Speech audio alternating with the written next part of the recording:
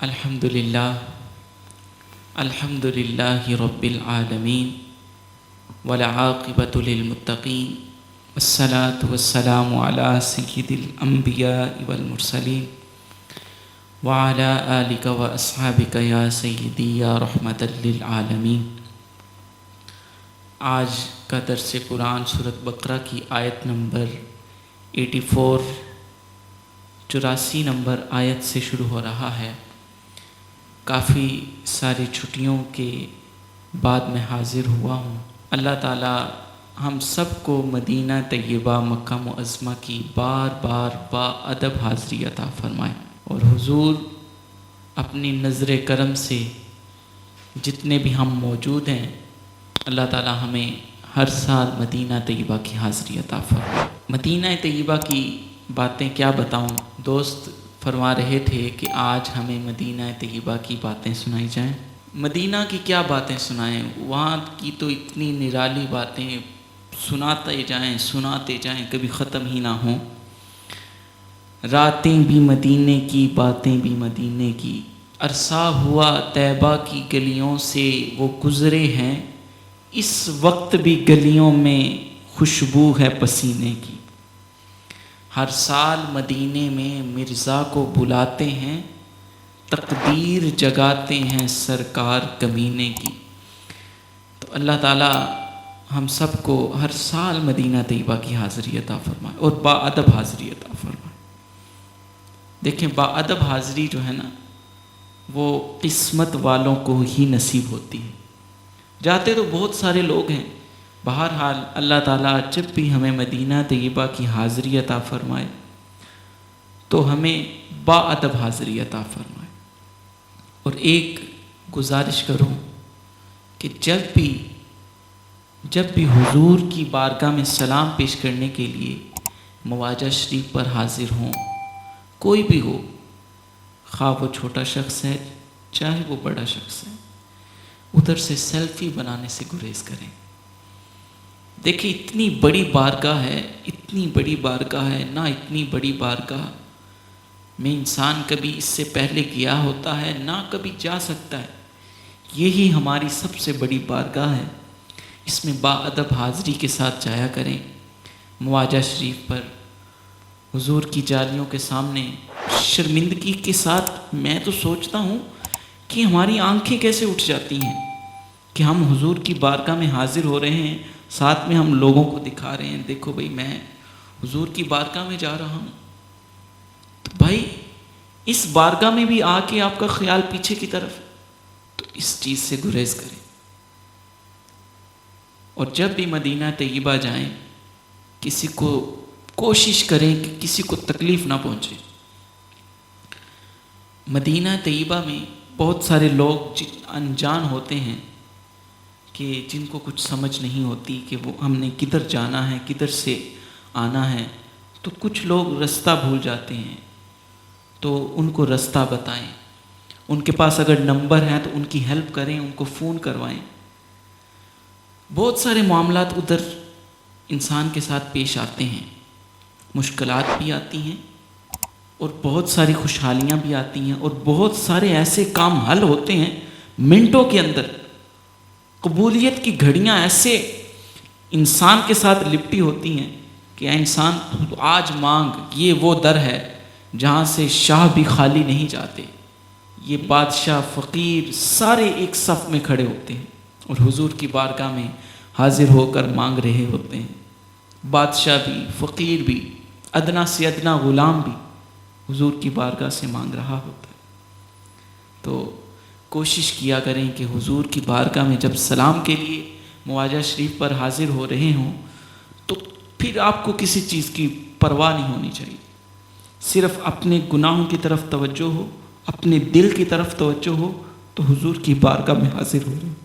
یہ تو ایسی بارگاہ ہے کہ ہم کس منہ کے ساتھ حضور کی بارگاہ میں حاضر ہو رہے ہیں، اور پھر جب سلام پیش کر رہے ہوتے ہیں ایک رقت طاری ہو رہی ہوتی ہے۔ جب اپنے گناہوں کی طرف توجہ ہوگی پھر حضور کرم فرمائیں گے، تو پھر انسان کے اندر ایک رقت طاری ہوتی ہے، انسان کے آنسو بہہ رہے ہوتے ہیں، ایک انسان کو کیفیت طاری ہو رہی ہوتی، مزہ آ رہا ہوتا ہے، لطف آ رہا ہوتا ہے کہ واقعی اس بارگاہ میں اب میں حاضر ہوا ہوں، تو انشاءاللہ ادھر سے بخشش ہو کر ہی انسان واپس آتا ہے۔ تو اللہ تعالیٰ کرے ہم سب ہر سال مدینہ طیبہ باادب حاضر ہوں، حضور کی بارگاہ میں سلام پیش کرنے کے لیے ہر سال حاضر ہوا کریں۔ آپ میرے لیے دعا کریں، میں آپ کے لیے دعا کرتا ہوں، اللہ تعالیٰ ہم سب کو بار بار باادب حاضری عطا فرمائے۔ تو آج ہمارا سبق سورۃ بقرہ کی آیت نمبر 84 سے شروع ہو رہا ہے۔ یہ بھی ساری آیات یہود و نصارہ کے بارے میں ہیں، بنو اسرائیل کے بارے میں یہ آیات کافی ساری پیچھے سے ہم پہلے بھی ذکر کر چکے ہیں، تو وہ بار بار ان کے جو وعدے تھے، انہوں نے جو وعدے کیے تھے، ان کے بارے میں ذکر کیا جا رہا ہے۔ وَإِذْ أَخَذْنَا مِيثَاقَكُمْ لَا تَسْفِكُونَ دِمَاءَكُمْ وَلَا تُخْرِجُونَ أَنفُسَكُمْ مِنْ دِيَارِكُمْ ثُمَّ أَقْرَرْتُمْ وَأَنْتُمْ تَشْهَدُونَ، اور جب ہم نے تم سے یہ پختہ عہد لیا کہ تم ایک دوسرے کا خون نہ بہانا اور نہ ایک دوسرے کو اپنے گھروں سے نکالنا، پھر تم نے اس کا اقرار کیا اور اس عہد پر تم خود بھی گواہی دیتے ہو۔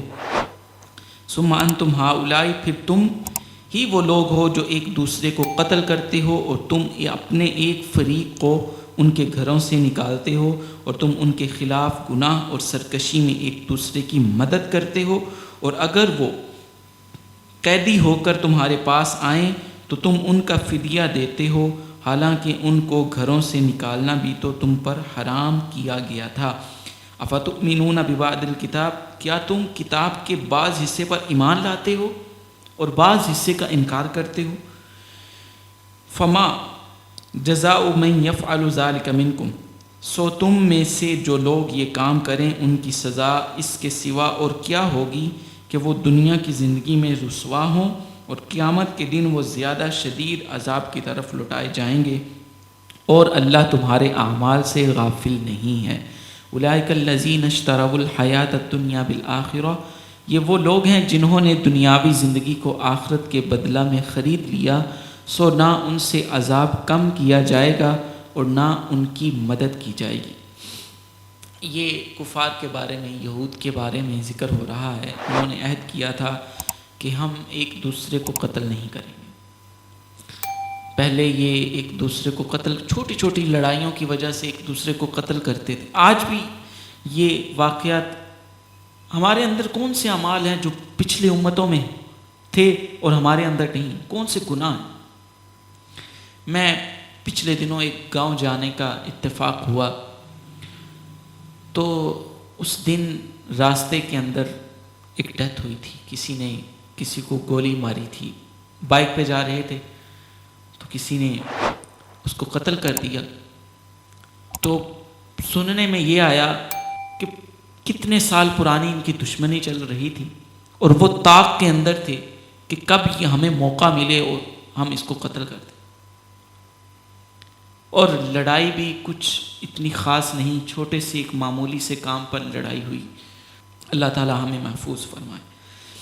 تو ان سے عہد لیا گیا تھا کہ تم ایک دوسرے کو قتل نہیں کرو گے، ایک دوسرے کا خون نہیں بہاؤ گے، تو وہ یہ دوبارہ انہوں نے یہ کام کرنا شروع کر دیا، اور ایک دوسرے کو اپنے گھروں سے نہیں نکالو گے، اور اس کا انہوں نے عہد بھی دیا تھا، اللہ تعالیٰ سے وعدہ کیا تھا، لیکن یہ انہوں نے اپنے اعمال، اپنے گناہوں کو دوبارہ کرنا شروع کر دیا،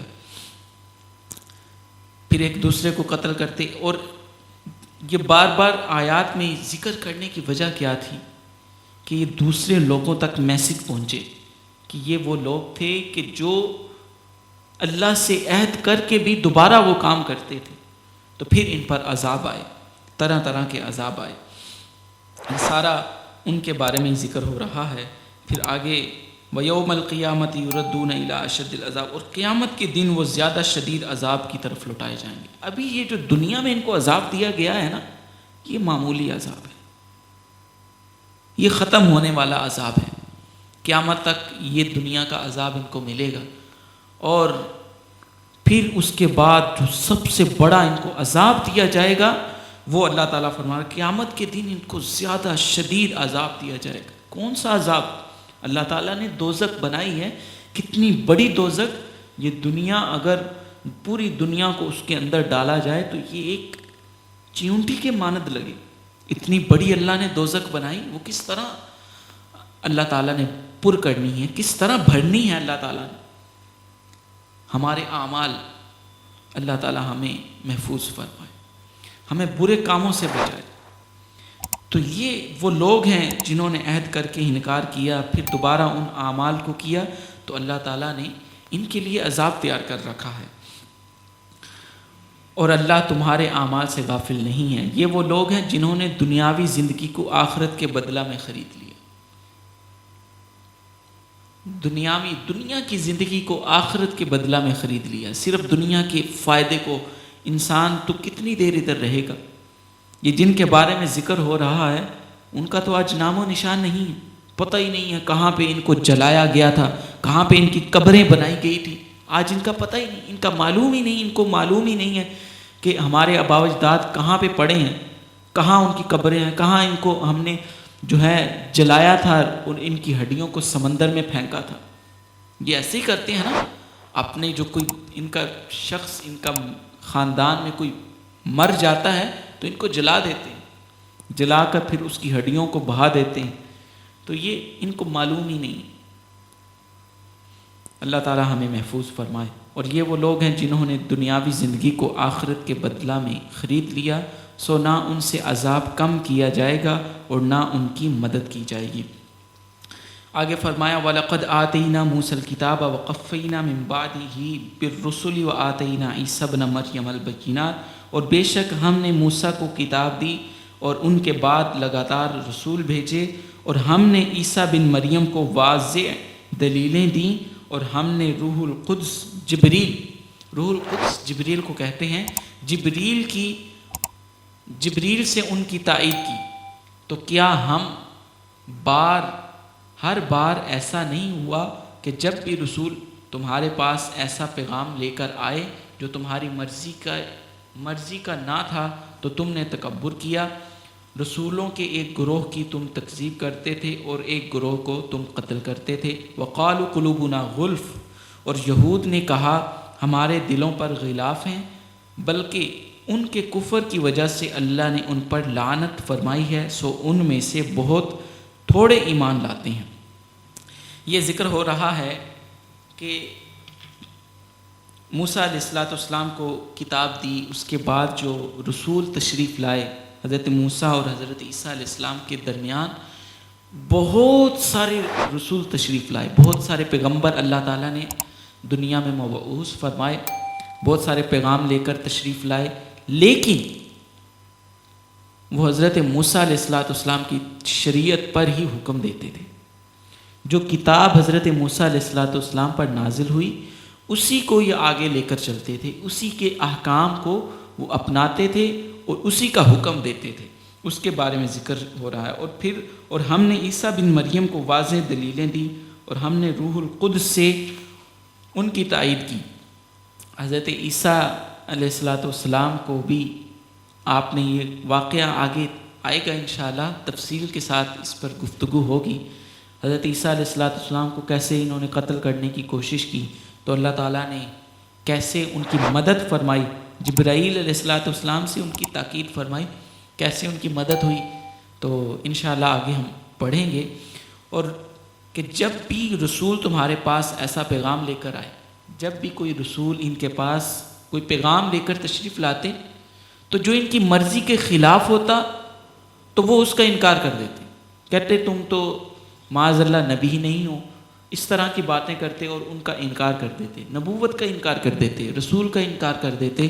اور جو ان کی معاشیت، ان کی خواہش کے مطابق کوئی کام وہ حکم آ جاتا تو اس کو بڑی خوشی کے ساتھ تسلیم کرتے اور پھر بڑی داد دیتے، بڑی تاکید کرتے. تو اسی کا ہی ذکر ہو رہا ہے. اور کہا، یہود نے کہا ہمارے دلوں پر غلاف ہیں، بلکہ ان کی کفر کی وجہ سے اللہ نے ان پر لعنت فرمائی، سو ان میں سے بہت تھوڑے ہیں جو ایمان لاتے ہیں. یہود پھر کہنے لگے ہمارے تو دلوں پر غلاف ہیں، ہمیں جو ہے صحیح بات، جب ان کو پتہ چل جاتا کہ صحیح بات ہمارے لائق یہ بات آئی ہے تو پھر کہتے ہیں کہ ہمارے تو دلوں پہ غلاف ہیں، اس وجہ سے ہمیں سمجھ نہیں آتی کہ ہم کون سے اعمال کو کریں اور کون سے اعمال کو چھوڑیں۔